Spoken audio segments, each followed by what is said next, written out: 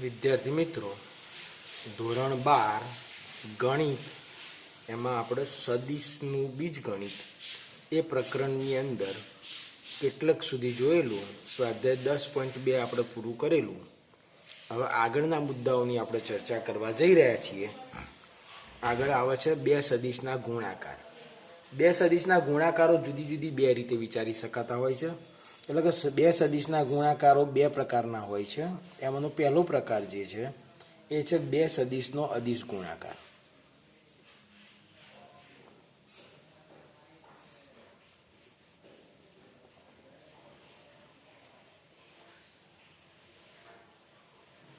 અને બીજો જે પ્રકાર છે બે સદિશનો સદિશ ગુણાકાર.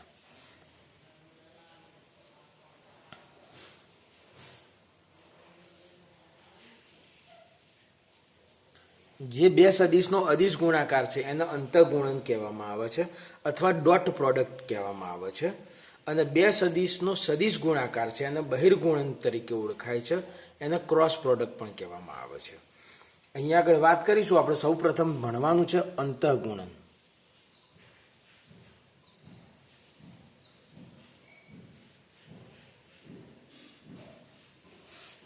એટલે કે બે સદિશના અદિશ ગુણાકાર વિશે વાત કરવાની છે. અહીંયા આગળ બે શૂન્યેતર સદિશ એ અને બી આપેલા છે.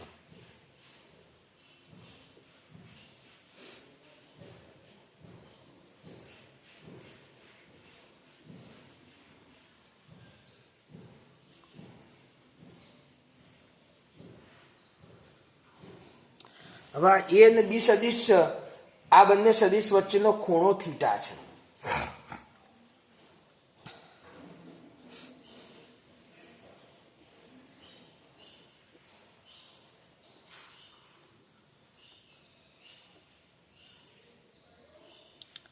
આ થીટાનું માપ છે એ 0 થી પાઈની વચ્ચે હોય.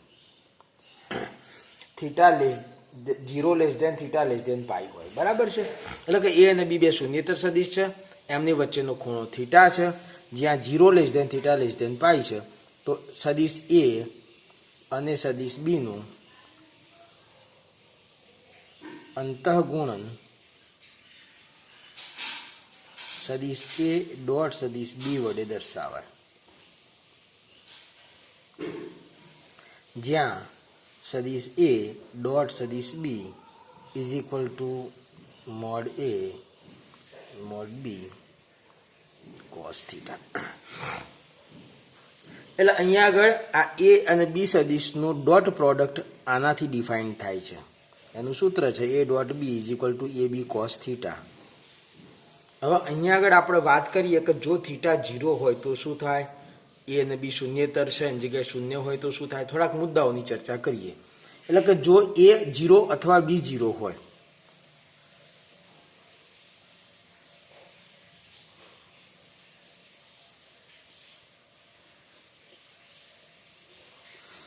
એટલે કે શૂન્ય સદિશો હોય તો સદિશ એ ડોટ સદિશ બી ઇઝ ઇક્વલ ટુ 0 થાય. એટલે કે આપેલા બે સદિશ પૈકી કોઈ પણ એક સદિશ શૂન્ય હોય તો બંને સદિશનો ડોટ ગુણાકાર 0 થશે. હવે એ ડોટ બી એ એક વાસ્તવિક સંખ્યા થાય છે.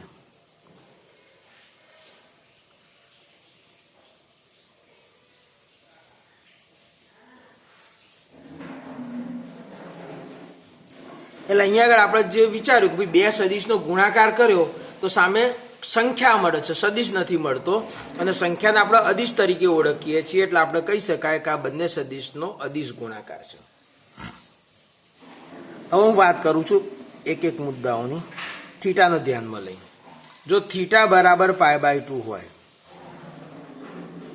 એટલે કે એ અને બી સદિશ બંને પરસ્પર લંબ હોય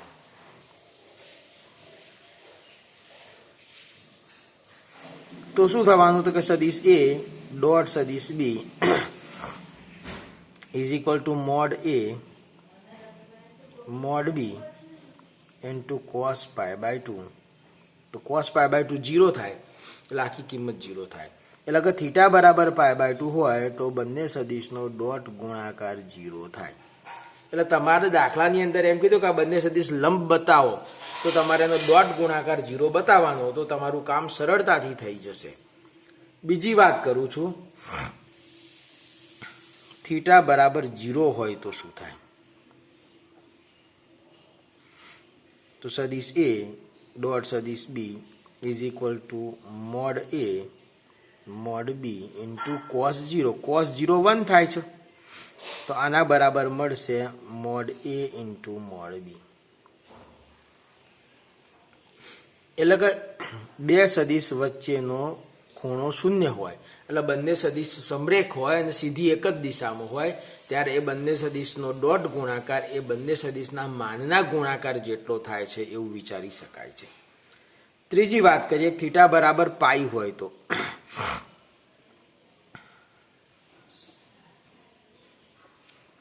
તો સદિશ એ ડોટ સદિશ B is equal to mod A mod B cos pi. Cos પાઈનું મૂલ્ય થશે -1 એટલે આની કિંમત થશે -a ડોટ બી. આ પણ તમને ખ્યાલ આવ્યો જ હશે. તો તમે અહીંયા આગળ આટલી વસ્તુ સમજ્યા કે વ્યાખ્યાની અંદર તો બે શૂન્યતર સદિશો, તો શૂન્યતર હતા તો શૂન્ય હોય તો શું એ વિચારી લીધું, અને થીટા 0 થી પાઈની વચ્ચે હતો તો 0 અને પાઈની કન્ડિશનમાં શું થાય એ આપણે વાત કરી લીધી. હવે આપણે જાણીએ છીએ કે એકમ સદિશ આઈ છે, તો એકમ સદિશ આઈ એનો આઈ સાથે ડોટ ગુણાકાર કરવામાં આવે તો આઈ ડોટ આઈ તો એક જ દિશામાં એટલે થીટા 0 એટલે બંનેના મૂલ્યોનો ગુણાકાર એટલે 1 ગુણ્યા 1 1 થાય. એ જ રીતના જે ડોટ જે એ પણ 1 થાય, એ જ રીતના કે ડોટ કે એ પણ 1 થાય.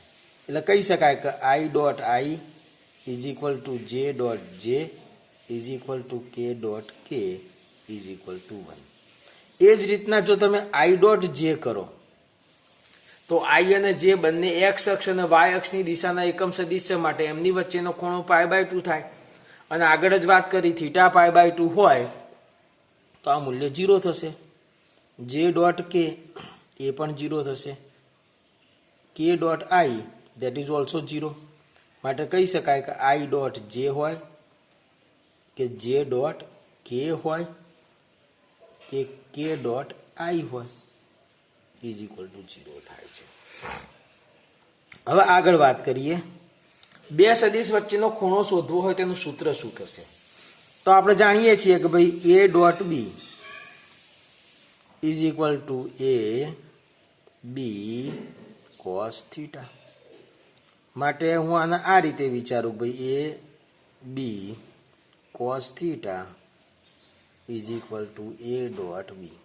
હવે આ એ અને બી બંને સદિશો શૂન્યતર છે, એના આપણે સામે નીચે લઈ જઈએ તો A dot B upon mod of A into mod of B.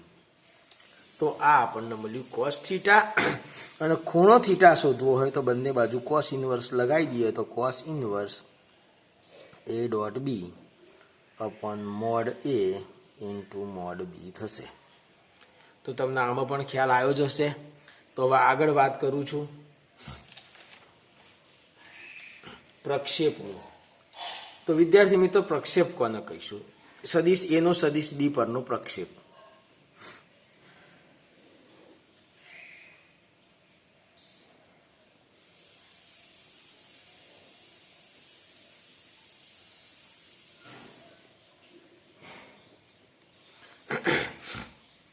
તો દાખલા તરીકે આ એક રેખા છે, રેખા એલ છે, એની પર સદિશ બી આવેલો છે, પણ આ છે સદિશ એ. હવે અહીંયા આગળ આ એ સદિશ પરથી અહીંયાથી તમે આમ લંબ વિચારો છો અને અહીંયા લંબપાત સી મળે છે, આ એ છે, તો આ જે એસી સદિશ મળે છે એ સદિશ એ નો સદિશ બી પરનો પ્રક્ષેપ કહેવામાં આવે છે. તો સદિશ એ નો સદિશ બી પરના પ્રક્ષેપનું જો સૂત્ર વિચારવામાં આવશે તો સદિશ એ ડોટ સદિશ B upon mod of B, એટલે કે બીની દિશાનો એકમ સદિશ. હવે બીની દિશા એ રેખા એલની દિશા કહી શકાય. એટલે અહીંયા આગળ આપણે વિચારી શકાય છે કે આને તમે આમ લખશો તો વાંધો નથી અને આમ કરશો તો પણ વાંધો નથી. રેખા એલ ઉપર એકમ સદિશ પી હોય તો આ જે છે મૂલ્ય આ રીતે પણ થઈ જાય a બાર ડોટ પી એકમ સદિશ પી કેરેટ. બટ તમારો કોઈ પણ સદિશ આપેલો હોય ને એને બીજા સદિશ પર પ્રક્ષેપ બનાવતા હોય તો જે સદિશ ઉપર પ્રક્ષેપ થતો હોય એના એકમ સદિશના આપેલા સદિશના મૂળ મૂલ્ય વડે ગુણવાથી મળતું હોય છે. હવે આપણે સ્વાધ્યાયની વાત કરવી છે તો સ્વાધ્યાય જોઈએ. સ્વાધ્યાય 10.3 સ્વાધ્યાય 10.3 દાખલા નંબર 1. ચલો સ્વાધ્યાય 10.3. હવે પહેલો દાખલો છે બે સદિશના માન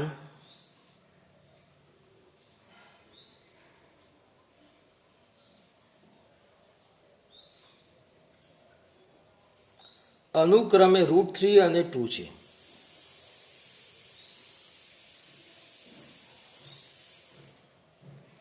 તથા a ડોટ બી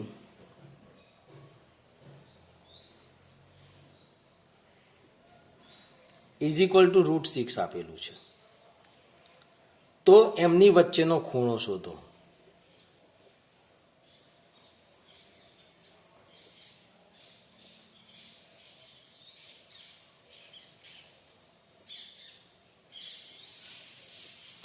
હવે અહીંયા આગળ બે સદિશો આપેલા છે, બે સદિશોના માન આપેલા છે. એ પૈકી પહેલો સદિશ આપણે એ છે અને એ સદિશનું માન આપણે લઈએ છીએ પહેલું માપ જે છે √3 અને બીજો સદિશ બી છે. આ બી સદિશનું માન આપણે વિચાર્યું છે 2. સાથે સાથે આપણને આપેલું છે a dot B is equal to √6. આ ત્રણ કિંમતો આપણને અહીં આપેલી છે. હવે હું અહીંયા આગળ વાત કરું છું. આપણે બંને વચ્ચેનો ખૂણો થીટા ધારી લઈએ છીએ. ધારો કે સદિશ એ તથા સદિશ બી વચ્ચેનો ખૂણો થીટા છે. સદિશ એ અને સદિશ બી વચ્ચેનો ખૂણો થીટા છે. તો સૂત્ર છે આપણે જોયું હતું cos theta is equal to સદિશ એ ડોટ સદિશ B upon mod of A into mod of B. માટે cos theta is equal to A dot B આપેલા છે કેટલા છે કે √6 અપોન મોડ એ એટલે √3 ઇન્ટુ મોડ બી એટલે 2. આ જે √6 આપેલા છે એને આપણે વિચારીએ તો √3 ગુણ્યા √2 એટલે √6 થશે અને √3 ઇન્ટુ 2 2ના પાછા બે ફેક્ટર્સ કહીએ √2 ઇન્ટુ √2 એક √3 કેન્સલ એક √2 કેન્સલ તો રહ્યું શું તો કે ભાઈ 1 અપોન √2. cos થીટા બરાબર 1 અપોન √2 માટે થીટા ઇઝ ઇક્વલ ટુ શું થાય તો આપણને સ્વાભાવિક છે ખ્યાલ જ છે કે ભાઈ 0 થી π ની વચ્ચે 1 અપોન √2 માટે cos માટે મૂલ્ય આવશે π/4. માટે કહી શકાય બે સદિશ વચ્ચેનો ખૂણો π/4 છે.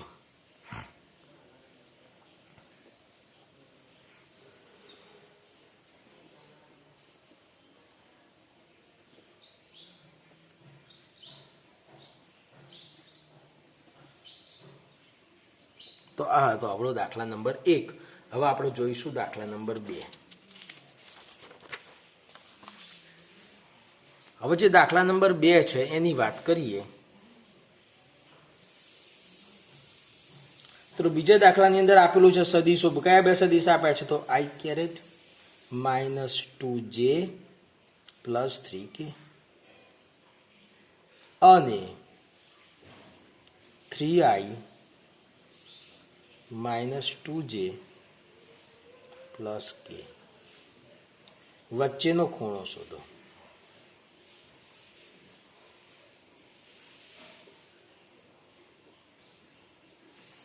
તો અહીંયા આગળ આપણે પહેલો જે સદિશ મળ્યો છે એને એ સદિશ લઈ લઈએ છીએ જે આપણને આપેલો છે સદિશ એ કેટલો છે તો કે ભાઈ આ i j અને k ના ફોર્મમાં આપ્યું છે તો કે i -2j + 3k. હવે આ એ સદિશનું માન કેટલું થાય તો મોડ ઓફ સદિશ એ ઇઝ ઇક્વલ ટુ √ 1 વત્તા -2 નો વર્ગ એટલે 4 વત્તા 3 નો વર્ગ 9 √14 થશે. હવે બીજો સદિશ આપણે બી સદિશ આપેલો છે, તો બી સદિશ છે 3i - 2j + k. આ બી સદિશનું માન જો જોઈએ તો એ જ પ્રમાણે 3નો વર્ગ 9, 2નો વર્ગ 4 અને 1નો વર્ગ 1 એટલે √14 થશે. હવે આપણે બીજું શોધવાનું છે a ડોટ બી શું થશે, બરાબર છે. તો a ડોટ બી, તો પહેલા સદિશના ઘટકોની વાત કરું તો અહીંયા 1 - 2 અને 3 ઘટકો છે. ડોટ બીજા સદિશના ઘટકો છે 3 -2 અને 1. પહેલા ઘટકનો ગુણાકાર 3 × 3 વત્તા બીજા ઘટકનો ગુણાકાર -2 × -2 એટલે +4 વત્તા ત્રીજા ઘટકનો ગુણાકાર 3. તો 4 ને 3 12, 13, 14 અને 15.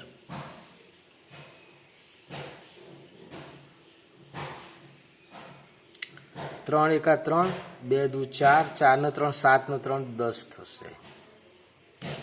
હવે અહીંયા આગળ આપણે વાત કરીએ તો બે સદિશ વચ્ચેનો ખૂણો શોધવા માટે cos θ એનું સૂત્ર a dot B upon mod a mod B. ચલો હવે અહીંયા જુઓ તમે a ડોટ બીની કિંમત આપેલી છે 10, મોડ એ આપેલા છે √14 ગુણ્યા મોડ બી આપેલા છે √14. માટે cos θ બરાબર 10 અપોન √14 ગુણ્યા √14 એટલે કેટલા થઈ જશે 14. માટે થીટા બરાબર cos ઇનવર્સ, હવે આ 14 અને આના છેદ ઉડે તો 7/5 થશે, 5/7 આ ખૂણો દર્શાવે છે. ખ્યાલ આવ્યો છે દાખલાની અંદર. તો હવે આપણે દાખલા નંબર 3ની વાત કરીએ છીએ. દાખલા નંબર 3,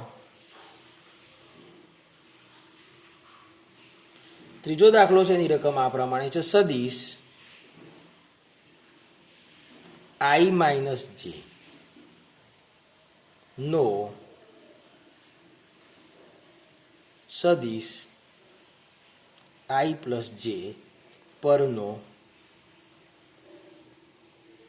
પ્રક્ષેપ શોધો.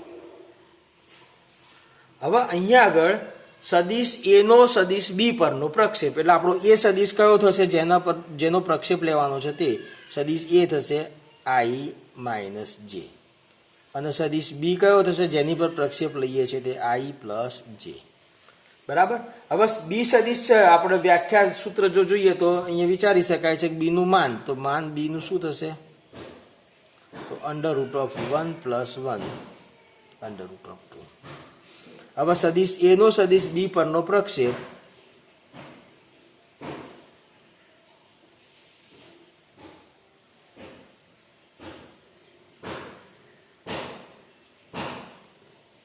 a dot B upon mod of B. ચલો a ડોટ બી તો આપણે જોઈએ તો i - j dot i + j. તો આનો ઘટક 1, આનો ઘટક 1, 1 ગુણ્યા 1 એટલે 1, આનો ઘટક -1, આનો ઘટક 1, 1 ગુણ્યા -1 એટલે -1 અપોન મોડ બી એટલે √2 લખવાનું છે, √2 0 અપોન √2 એટલે શૂન્ય મળ્યો પ્રક્ષેપ. શું મળ્યો? શૂન્ય. એટલે અહીં પ્રક્ષેપ મળતો નથી એવું કહી શકાય છે. બરાબર છે. અહીંયા આગળ આપણે જોઈએ તો ડોટ ગુણાકાર 0 થયો એટલે અહીંયા આગળ કહી શકાય કે એ સદિશ ડોટ બી સદિશ = 0 છે. માટે સદિશ એ સદિશ બી ને લંબ છે. જ્યારે બે સદિશ લંબ હોય ત્યારે અહીંથી પ્રક્ષેપ દોરો તો શૂન્ય મળે છે. બરાબર છે. એટલે અહીંયા આગળ પ્રક્ષેપ મળતો નથી એમ કહી શકાય. બોલો ત્રીજા દાખલામાં પણ ખ્યાલ આવ્યો જ હશે. હવે દાખલા નંબર 4 વિશે વાત કરું છું.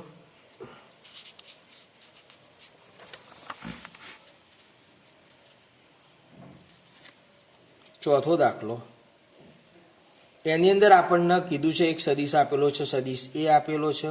સદિશ a છે i + 3j + 7k. અને બીજો એક સદિશ બી આપેલો છે 7i minus J plus 8k. એનો બી પરનો પ્રક્ષેપ શોધવાનો છે.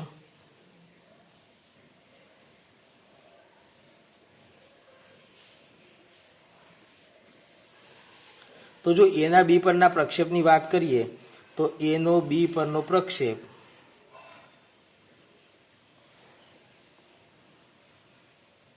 એટલે જાણીએ છીએ કે A dot B upon mod of B.